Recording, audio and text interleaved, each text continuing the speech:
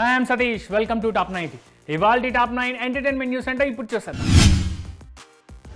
Mega power star Ram Charan కుడి చేతి మణికట్టు సమస్యకు కోయంబత్తూరులోని ప్రముఖ హాస్పిటల్లో విజయవంతంగా శస్త్రచికిత్స జరిగింది. ఈ శస్త్రచికిత్సకు ప్రపంచ ప్రఖ్యాత orthopaedic surgeon doctor S Rajasekharan నాయకత్వం వహించారు. ఎన్నో దశాబ్దాల అనుభవం, జాతీయ అంతర్జాతీయ స్థాయిలో అనేక పురస్కారాలు అందుకున్న ఆయన ఆర్థోపెడిక్ రంగంలో ఒక లెజెండ్గా గుర్తింపు పొందారు. ఇదే డాక్టర్ రాజశేఖరన్ గతంలో చిరంజీవికి అత్యంత క్లిష్టమైన వెన్నెముక శస్త్రచికిత్సను కూడా విజయవంతంగా నిర్వహించారు. రామ్ చరణ్ మణికట్టు సమస్యకు అత్యుత్తమ చికిత్స అందించాలనే ఉద్దేశంతో అమెరికాలోని మయామికి చెందిన ప్రముఖ hand and wrist surgeon doctor Alejandro బాడియాను ప్రత్యేకంగా కోయంబత్తూరుకు ఆహ్వానించారు. చేతి మణికట్టు సర్జరీలు, ముఖ్యంగా స్పోర్ట్స్ ఇంజరీల చికిత్సలో ఆయన ప్రపంచవ్యాప్తంగా పేరుగాంచిన నిపుణులు.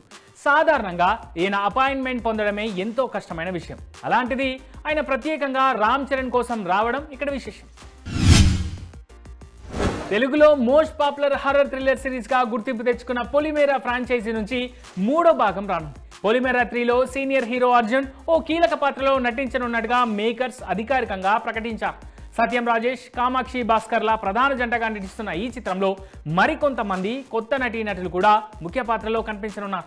అనిల్ విశ్వనాథ్ దర్శకత్వం వహిస్తున్న ఈ చిత్రాన్ని Vamsi Nandipati entertainments, Sri Venkateswara cinemas LLP సంస్థలు సంయుక్తంగా నిర్మిస్తున్నాయి.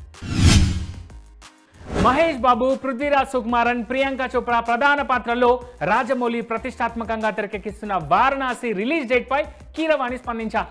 ఈ చిత్రాన్ని 2027 ఏప్రిల్ 8న విడుదల చేయనున్నట్టు మేకర్స్ ఇప్పటికే ప్రకటించగా, కీరవాణి సెప్టెంబర్ నుంచి జనవరి లోపు బ్యాక్గ్రౌండ్ స్కోర్ పనులు పూర్తి చేయనున్నట్టు క్లారిటీ ఇచ్చారు. శ్రీదుర్గ ఆర్ట్స్ బ్యానర్ పై కేఎల్ నారాయణ ఈ చిత్రాన్ని భారీగా నిర్మిస్తున్నారు. 72వ జాతీయ చలనచిత్ర పురస్కారాల్లో కెప్టెన్ మిల్లర్ చిత్రానికి స్పెషల్ మెన్షన్, రాయన్ సినిమాకు ఉత్తమ తమిళ చిత్ర అవార్డు రావడంపై వస్తున్న విమర్శలపై ధనుష్ తాజాగా స్పందించారు.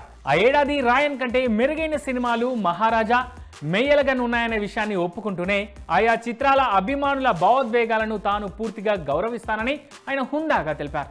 గతంలో తాను నటించిన పూదుపెట్టే, బాడ చెన్నై, కర్ణన్ వంటి అద్భుతమైన చిత్రాలకు అవార్డులు రానప్పుడు ఎవరూ మాట్లాడలేదని, కొన్నిసార్లు ఎంత కష్టపడినా అవార్డులు ఆయాచితంగానే కలిసొస్తాయని ఆయన గుర్తు చేశారు. నాని హీరోగా శ్రీకాంత్ వదల దర్శకత్వంలో తెరకెక్కుతున్న ది ప్యారడైజ్ సినిమాలోని ఆయషేర్ సాంగ్ 200 మిలియన్ క్లబ్లో చేరింది. ఈ పాట విడుదలైన రోజు నుంచే అదిరిపోయే రెస్పాన్స్ సొంతం చేసుకుంది. అనిరుద్ రవిచందర్ సంగీతం అందించిన ఈ మా సాంగ్ నాని కెరీర్లోనే సరికొత్త రికార్డులను సృష్టించింది. త్వరలోనే ప్యారడైజ్ విడుదల కానుందని మేకర్స్ క్లారిటీ ఇచ్చారు. నందమూరి బాలకృష్ణ కాలికి చిన్న గాయం కావడంతో హైదరాబాద్లోని AIG ఆసుపత్రిలో చిన్న సర్జరీ చేయించుకున్నారు. ఆయన త్వరగా కోలుకోవాలని కోరుకుంటూ NBK 111 డైరెక్టర్ గోపిచంద్ మలినేని బెంగళూరులో అభిమానులతో కలిసి ప్రత్యేక హోమం నిర్వహించారు. తాను కొన్ని వారాలు విశ్రాంతి తీసుకుంటానని, ఆలోపు మిగతా నటీనటులతో షూటింగ్ కొనసాగించాలని బాలయ్య చిత్ర బృందానికి సూచించారు. అయితే డిసెంబర్లో విడుదల కావాల్సిన ఈ సినిమా బాలయ్య గాయం కారణంగా కొద్దిగా ఆలస్యమయ్యే అవకాశం కనిపిస్తోంది. మహేష్ బాబు హీరోగా శ్రీను వైట్ల దర్శకత్వంలో 2011లో వచ్చిన బ్లాక్ బస్టర్ మూవీ దూకుడు మరోసారి థియేటర్స్లో సందడి చేయనుంది. మహేష్ బాబు పుట్టినరోజు సందర్భంగా ఆగస్టు 9న ఈ సినిమాను రిలీజ్ చేయనున్నారు. రిలీజ్కి కూడా భారీగా ప్రమోషన్స్ ప్లాన్ చేస్తున్న మేకర్స్ టీజర్ రిలీజ్ చేశారు. ఈ సినిమాలో మహేష్కు జోడీగా సమంత నటించారు. తమిళ హీరో విక్రమ్ కొడుకు ధ్రువ్ విక్రమ్ మీద నిర్మాతలు తమిళ్ ఫిల్మ్ ఛాంబర్లో ఫిర్యాదు చేశారు. రమేష్ వర్మ దర్శకత్వంలో సినిమా చేసేందుకు ₹1 కోటి అడ్వాన్స్ తీసుకున్న ధ్రువ్ ఎలాంటి సమాచారం లేకుండా మరో ప్రాజెక్ట్ను ప్రకటించారని నీలాద్రి ప్రొడక్షన్స్, పెన్ స్టూడియోస్ సంస్థలు సంయుక్తంగా ఆరోపించాయి. దీంతో భారీగా పెట్టుబడులు పెట్టిన తమకు నష్టం కలిగిందని వారు ఆరోపిస్తున్నారు. ఇటీవలే నాగ చైతన్య తన భార్య శోభితా ధూళిపాలతో ఓ పిక్ షేర్ చేశారు నెట్టింట. పెళ్లైన దాదాపు 2 సంవత్సరాల తర్వాత తొలిసారిగా శోభిత తన కోసం రాత్రి భోజనం వండిందని వెల్లడిస్తూ నాగ చైతన్య ఇన్స్టాగ్రామ్లో పోస్ట్ చేశారు. బహుశా ఈ రోజు నేను ఏదో సరైన పనే చేశానేమో అంటూ తన ఆనందాన్ని పంచుకున్నారు ఆమె. ఈ ఫోటోలో శోభిత లుక్ చూసిన నెటిజన్స్ క్రేజీ కామెంట్స్ చేస్తున్నారు. ఇప్పుడు త్వరలోనే చైతు శోభిత గుడ్ న్యూస్ చెప్పనున్నారని పోస్టులు పెడుతున్నారు. ఈ ఫోటోలో శోభిత బేబీ బంప్తో కనిపించిందని సోషల్ మీడియాలో కామెంట్స్ చేస్తున్నారు. అయితే తమపై వస్తున్న రూమర్స్ పై ఇప్పటి వరకు చైతు కానీ శోభిత కానీ స్పందించలేదు. వీళ్ళిద్దరూ క్లారిటీ ఇస్తేనే రూమర్స్కు చెక్ పన్ను. గతేడాది జూన్లో అక్కినేని అఖిల్ జైనా వివాహ బంధంలోకి అడుగుపెట్టారు. చాలా సాదాసీదాగా జరిగిన ఆ పెళ్లి వేడుక తర్వాత సోషల్ మీడియాలో వీరిద్దరిపై కొంతమంది ట్రోలింగ్ చేశారు. ముఖ్యంగా జైనాబ్ వయసు, ఆమె మతం వంటి అంశాలను ప్రస్తావిస్తూ విమర్శలు కూడా చేశారు. తాజాగా ఈ విషయంపై అఖిల్ స్పందించారు. తనకు తన భార్యకు మధ్య ఉన్న వయసు వ్యత్యాసం, ఆమె మతం వంటి విషయాలు తనకు అసలు సమస్యగా అనిపించలేదని ఆయన స్పష్టం చేశారు.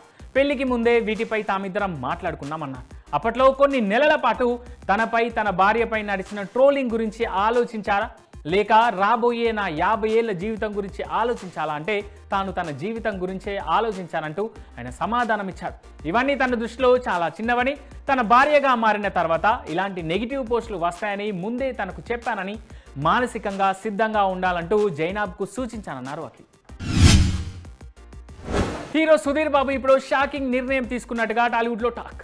2012లో శివ మనసులో శృతి సినిమాతో హీరోగా కెరీర్ ప్రారంభించిన సుధీర్ బాబు ఇప్పటి వరకు 20కి పైగా మూవీస్ చేశాడు. వీటిలో ప్రేమ కథా చిత్రం సమ్మోహనం తప్పితే చెప్పుకోదగ్గ పెద్దగా హిట్స్ ఏమీ లేవు. గతేడాది జటాధర్ అంటూ పాన్ ఇండియా ప్రయత్నాలు చేశాడు కానీ ఘోరంగా బిడిసికొట్టింది ఆ ప్రయత్నం. అప్పటి నుంచి డైలమాలో పడిపోయిన సుధీర్ బాబు ఇప్పుడు తనే దర్శకుడు అవ్వాలని నిర్ణయించుకున్నాడట.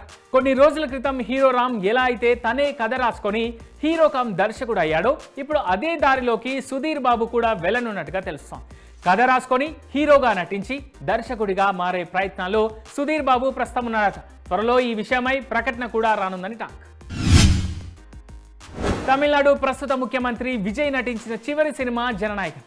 గత వీకెండ్లో థియేటర్లోకి వచ్చింది ఈ సినిమా. తెలుగులో డిజాస్టర్ టాక్ తెచ్చుకుంది.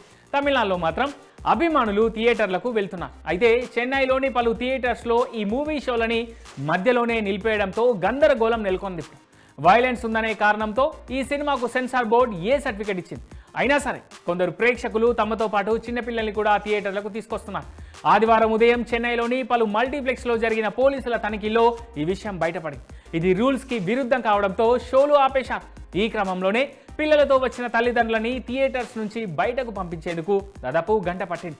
ఫలితంగా కొన్ని చోట్ల షోలు ఆలస్యమయ్యాయి.